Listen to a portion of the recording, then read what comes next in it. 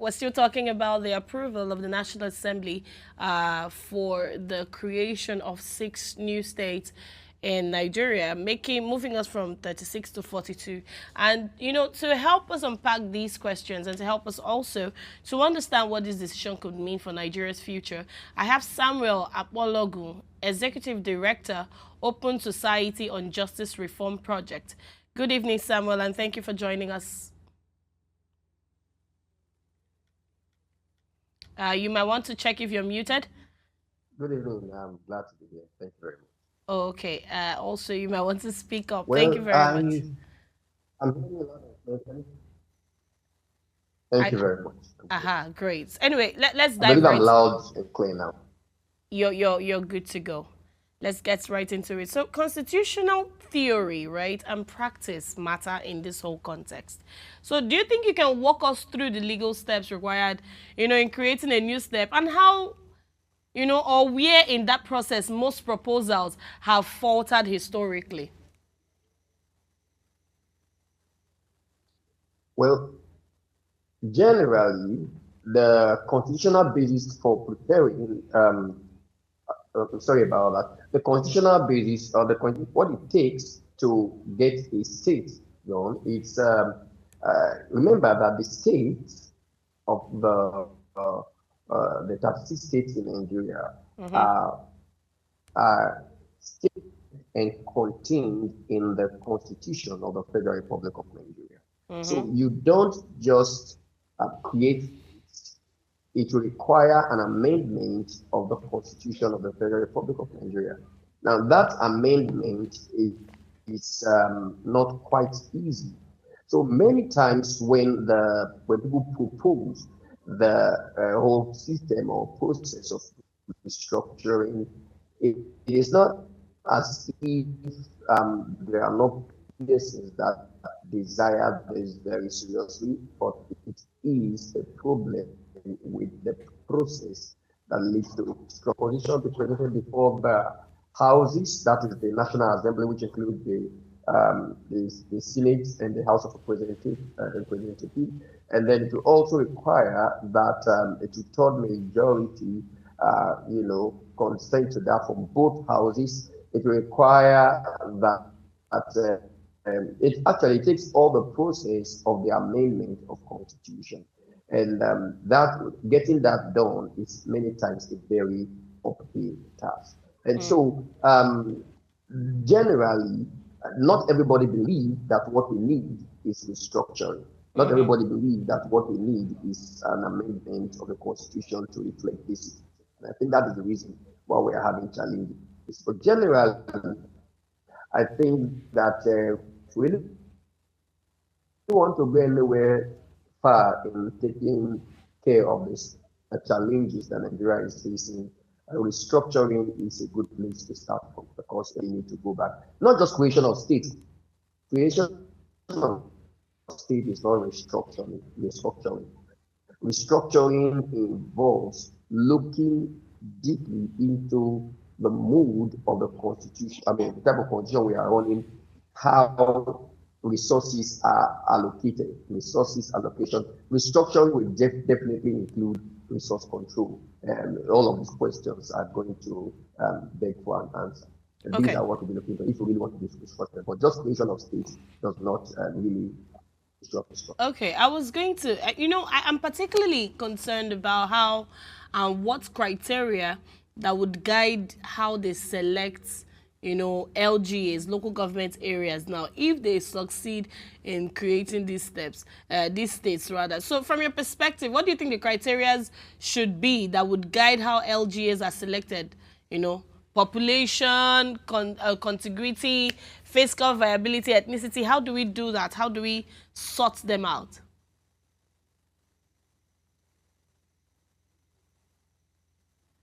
Generally, in creating local government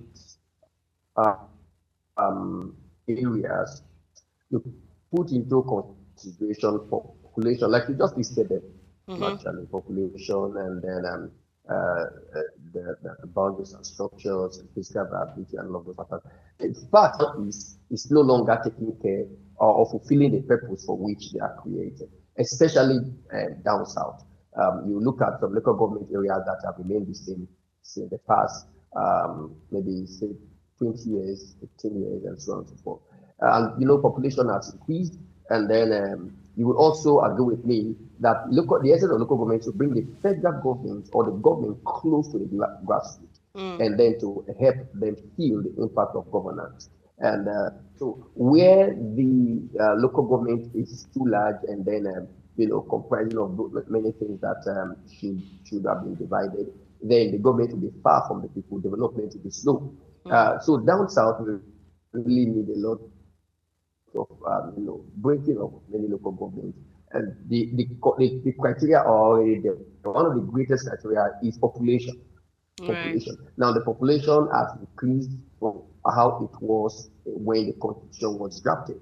So, so a lot of these factors have to be put into consideration. The constitution was drafted when we were about less than 150 million people. Now we're far above 220 million. Yeah. And so a lot of these matters have to be considered. And then the geographical structure is changing. There are a lot of urbanization. And then, then there is the rural urban, and urban rural in some areas. And so all of this have to be put into consideration by the creation of the local government. So you see, for places like the southeast, right, their demand for an extra state is tied to a long-standing feeling of underrepresentation. Now, do you think this will satisfy those demands, or will it open up new demands, right? I mean, we have these anonymous states that they've been clamoring for and all that. Will it also open up these Biafra tendencies? Because we've been seeing a lot of clamor about these things. So what do you think?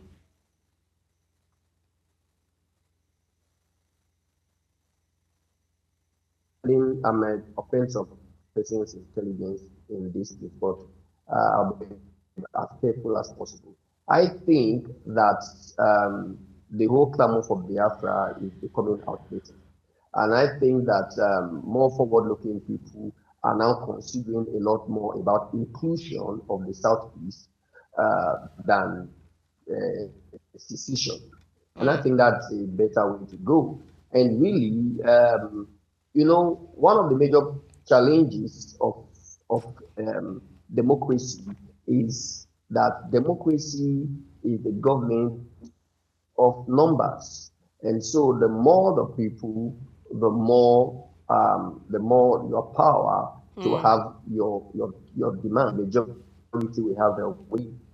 So and then you will agree with me that a lot of persons, sorry about that, you agree with me that a lot of things are, the election many times is skewed because of what I call gerrymandering.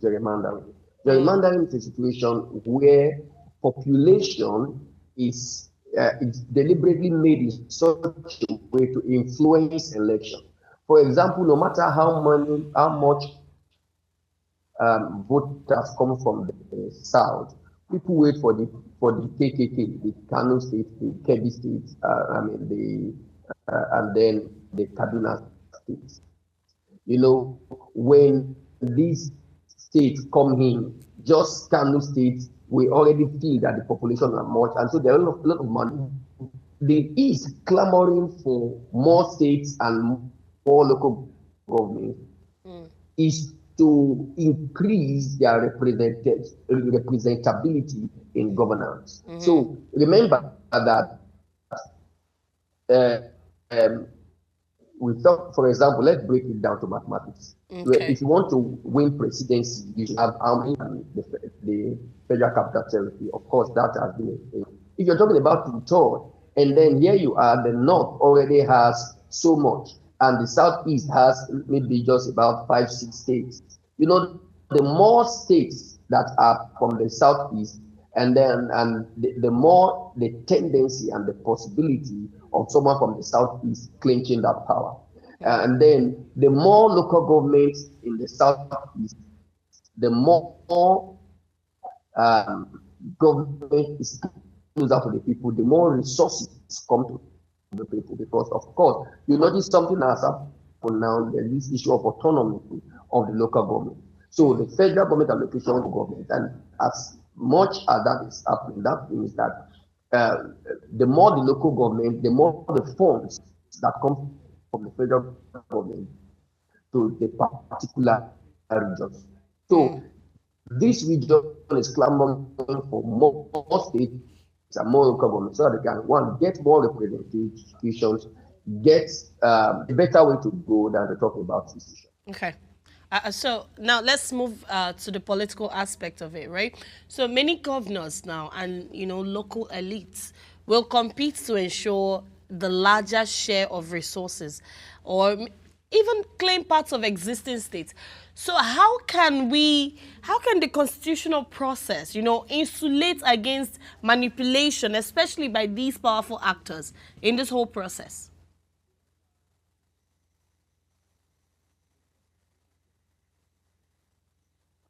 Samuel, did you hear my question? No, can you take that question again? Oh, okay. I was saying, so politically, of course, we will see a lot of governors and maybe, these local elites, the people that are high up there, we'll see them compete for resources, larger share of resources in this creation of states. Or maybe they will claim part of the existing states now. And I'm asking you, how can the Constitution insulate against manipulation, especially by these actors that are considered powerful? How can we insulate this whole manipulation and make sure it's done fair and, free?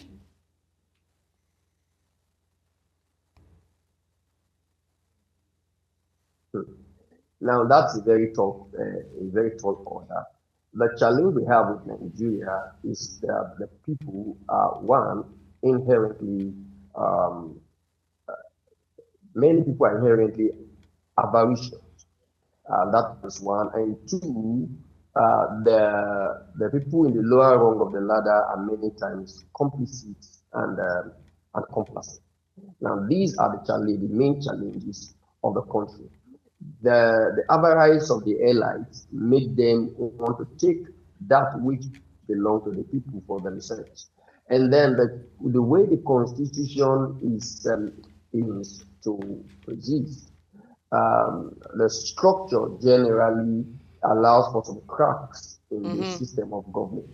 And that is why I think, like I said, that the only way we can change Nigeria is to start from the very basics. First and foremost, we must address the state of the constitution. We need a constitutional review, and then we need a type of government that is that's called. We claim to be practicing federalism, but our federalism is very, very strange. It puts so much power in the center and leaves the state with very little power, such that whoever is the president can become like a demigod, the way things are. And then who still have some bit of power? The center should not be as powerful as it is. And then by camera legislature is very, very expensive. We don't need all of that. If you ask me, I would say we should go back to a true system of government that we use says we the people of the people. So we need a review of the constitution that takes into cognizance the true process of constitutional drafting. Now, there have been so many, recommendations by various committees, but have not been implemented because, of course, there is no political will to implement them. We need to go into these basics and then bring forth the restructure. And when the structure is properly implemented, I can assure you that even though people will remain avaricious, people can always be people, but structure will tame their avarice. Then also the people people need to be reorientated. A lot of reorientation are powerful, but we need to be reorientated and be taught to ask questions, to put our leaders into, uh, into checks. Naturally, we should have the contact of the people who are leading us and ask questions. And then demand for transparency. We're trying to, the time and then the infinity that goes with it is reduced by the instrumentality of transparency. And so that is one of the things that I think we need to do in Nigeria. We need a restructuring of the constitution. We need a restructuring of our ideology. We need to reorientate the people to demand for accountability. As we begin to do that, we may be able to curb the problems that will come with people who are armed with the resources of the government, using it for personal gain. Okay. Only restructuring that allows for transparency and accountability can do that. Right. So you see, finally, right, beyond numbers of states, what deeper constitutional reforms should accompany this?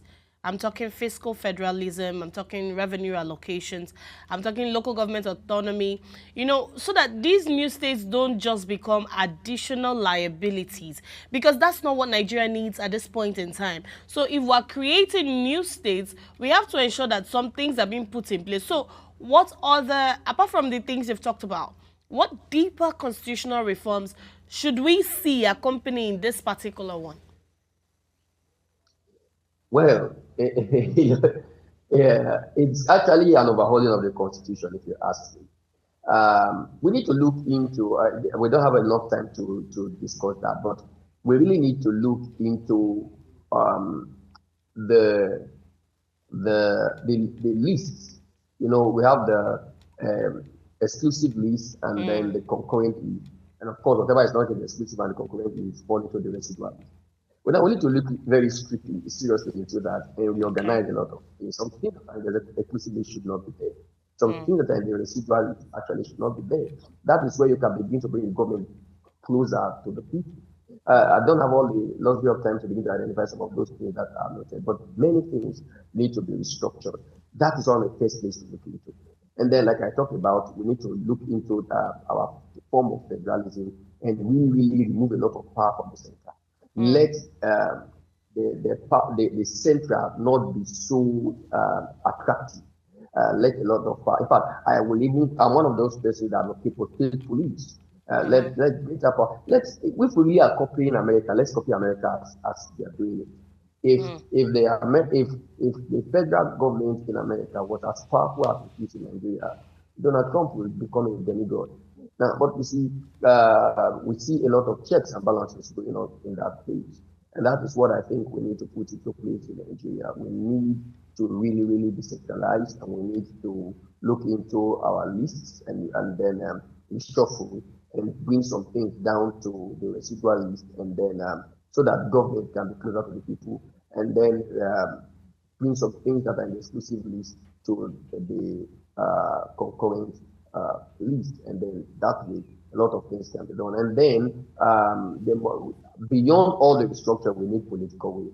If there's no political will, we cannot even do restructuring, and after the restructuring is done, we will not add to what we still want to do. It's one thing to create law, it's another thing to try to abide by the dictates of those laws. That is where Nigeria seems to be. Okay. I mean, before I let you go, of course, you mentioned that, the citizens have to demand transparency in the process and all of that.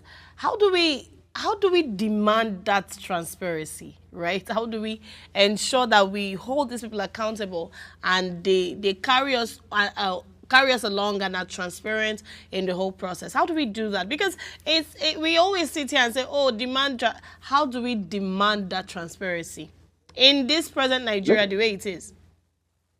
Let me start from the smallest thing that the market woman on the street will. Okay.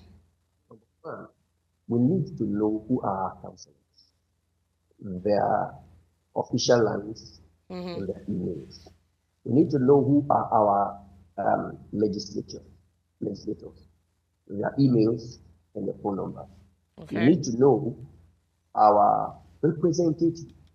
The first thing about demanding for accountability is to ask questions. There are laws empowering you to ask questions. The Freedom of Information Act, even without the Freedom of Information Act, they are representing you for every state, right? Or as little as SMS. Why is our rule not yet fixed? Now, when we begin to make those little questions, ask questions, not being refuse to be nonchalant, Mm. ask questions, let our voices move to them. Well, from the comfort of your home, you can organize your estate members to send mails or text messages to the representative in the House of Representatives, to your representative in the Senate. Send those messages, send letters, send emails, and follow up, all right? Follow up. And then that is where we need journalists like you. Let these people amplify our voices through the traditional media and through the social media. These are people who eventually listen. This is just one of the best and simple things we can do. As we begin to do that, we begin to see that our leaders will become at least a bit more accountable. Because of course, we know that a person that claims to be leading and has nobody behind him is submitted to the wall. All right. Thank you so much. Unfortunately, that's all the time I have with you, Mr. Samuel. Thank you for your brilliant insights on this particular conversation. And like we've said, we're going to look out for more developments in this regard. And we really do hope that we see positivity in this light. Thank you again and have a good evening. So to you, my dearest viewers, we've seen this approval, and like I said earlier, if this state's creation are done right, we're going to see a lot of ease with over centralization. We're going to see governments coming closer to the people. We're going to expand representation. But then again, when it's done in a very shabby way, very poorly, we're going to see a lot of inefficiencies. And right now, we don't need that. Also, creating states is not where it ends. Make sure these states have what it takes, to stand by themselves, because it goes beyond. We don't want an additional liability in Nigeria. Nigeria has a lot on its plate as it is. We already earlier saw the president borrowing more money. That's another additional liability on our heads. So if you create new states and you know that this is not going to work out perfectly and we're going to be indebted and more, in more trouble than we are currently, then leave it alone. Leave it alone. I do hope, like I said, this ends positively for us. But anyway, that's all we have for you for tonight. Before we go, remember to subscribe to our YouTube channel at Official Upgrade TV. Drop a comment, like, share, and follow all our social media platforms. If you missed our quote earlier, here it is. It says, true federalism is not about multiplying states, but empowering them to stand on their own feet. And this was said by Aminu Kano. My name is Choma Kalu, and this has been Waste Prime Time. Have a good night, and I'll see you tomorrow. Bye-bye.